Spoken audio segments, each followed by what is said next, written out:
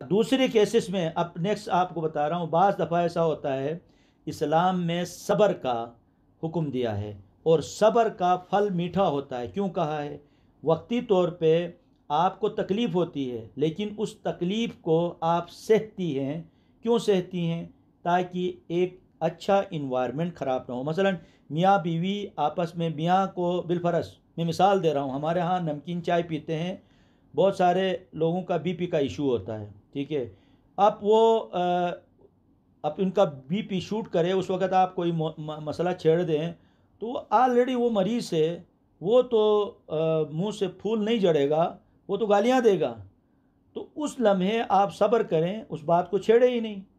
जो ही आपने देखा सामने से वो उसने अपना टेम्पर लूज़ किया है, तो आप खामोशी इख्तियार करें, सब्र इख्तियार करें। तो जो ही उसका बीपी नॉर्मल होगा, ठीक है, तो वहाँ आप उस वक़्त बात करें, तो उस वक़्त वो फसाद नहीं होगा। हम क्या करते हैं, मतलब सामने वाले की उस कैफियत से हम आगाह नहीं होते हैं, या बिलफर्ज कोई घर में लड़ के आया है, ऑलरेडी वो मतलब गुस्से में तपा हुआ है, आप बीच में बात करते हैं, तो जो ही बात करते हैं तो उसका रिएक्ट देखें। अगर वो गुस्से में है तो आप खामोशी इख्तियार करें, बात नहीं छेड़ें। जब वो उसकी तबीयत नॉर्मल हो, ठीक है, गुस्से की हालत से वो निकलें, तो आप बात करें, तो उस वक़्त आप वो इत्मीनान से आपकी बात सुनेगा।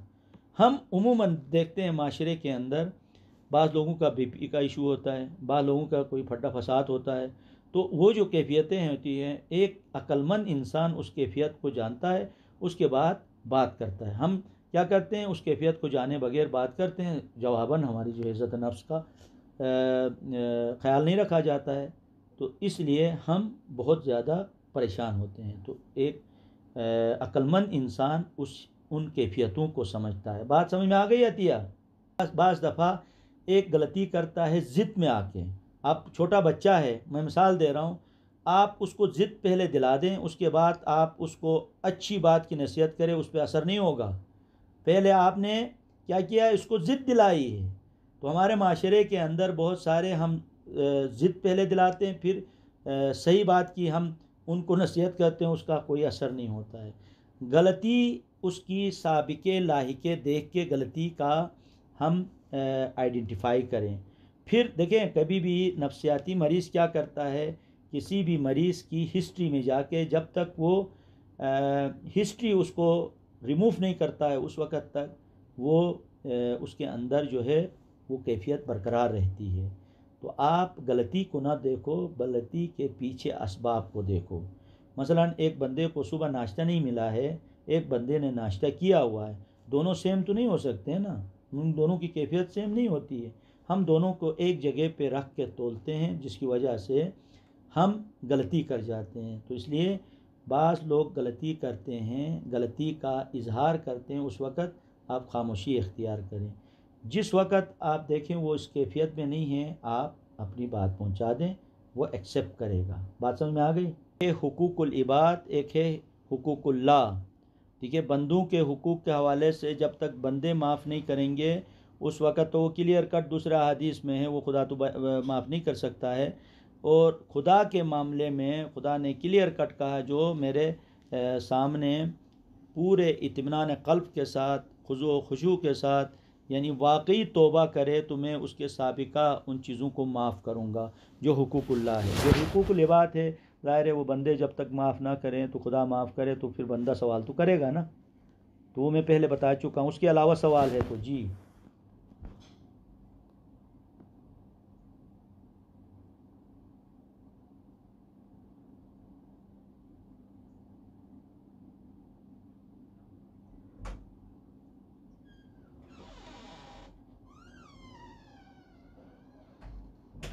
देखिए ना, गुनाह और तौबा, उस तौबे की अहमियत है जिसमें रुजू ना हो। उस तौबे की अहमियत ही नहीं है जिसका रुजू हो। आपने कहा तौबा तौबा, फिर वही काम तौबा तौबा, वो तौबा है ही नहीं।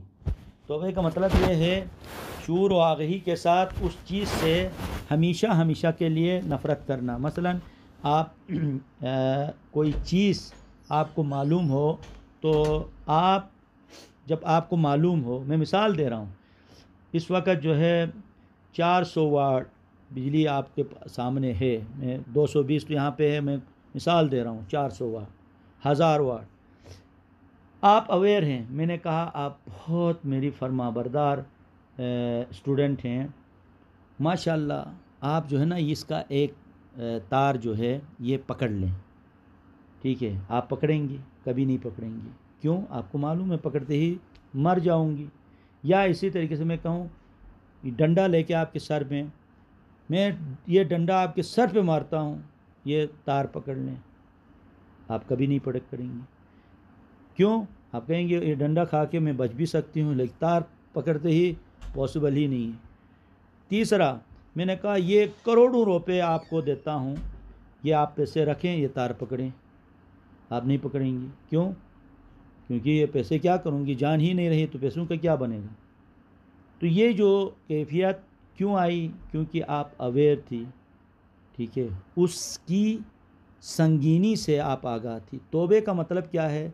संगीनी से आगाह होना। तो आगाह इंसान कभी भी खौफ से, डर से, लालच, तमा से वो काम करता ही नहीं।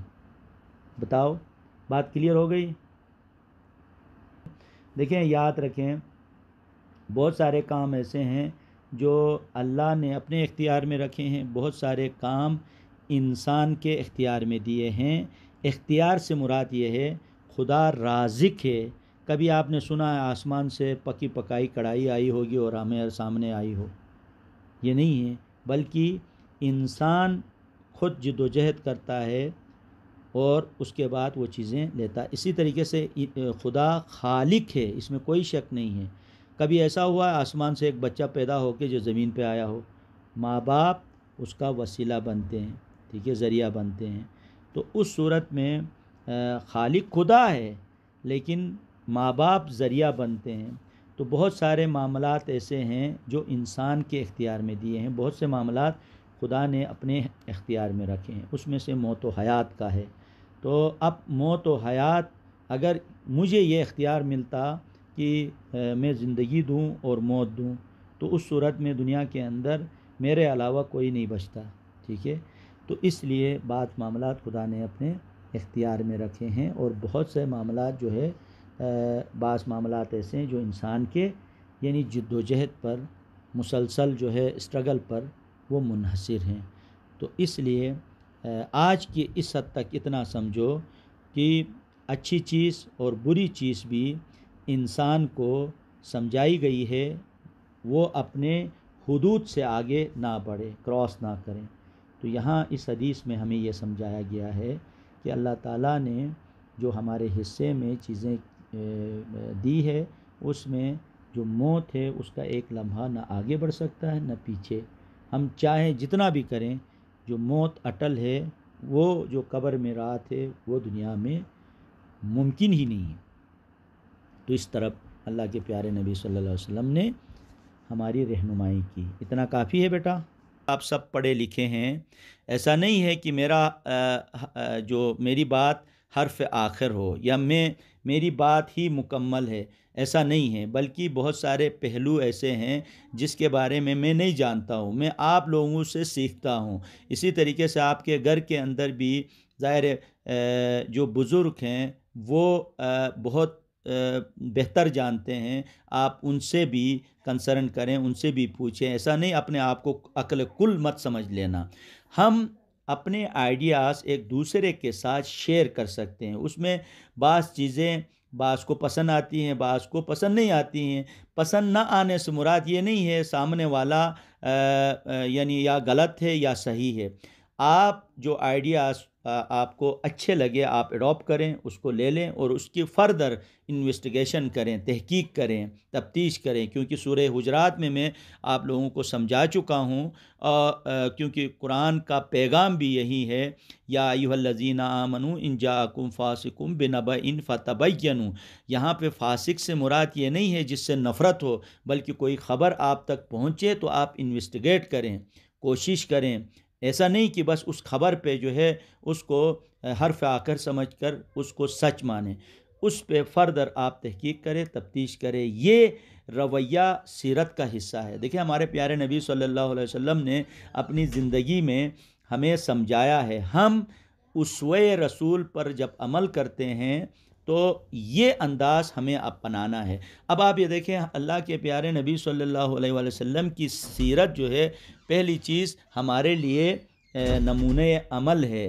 तो किस सेंस में नमूने अमल है कि पहले मरहले में हम इस बात पर यकीन रखें कि अल्लाह के नबी जो है अपनी शख्सियत के एतबार से, अपनी सिफ़ात के एतबार से, जो अहद आपने इस दुनिया में गुजारा वो अहद नमूना है, वो उसमें कोई जोल नहीं है, कोई नक्स नहीं है।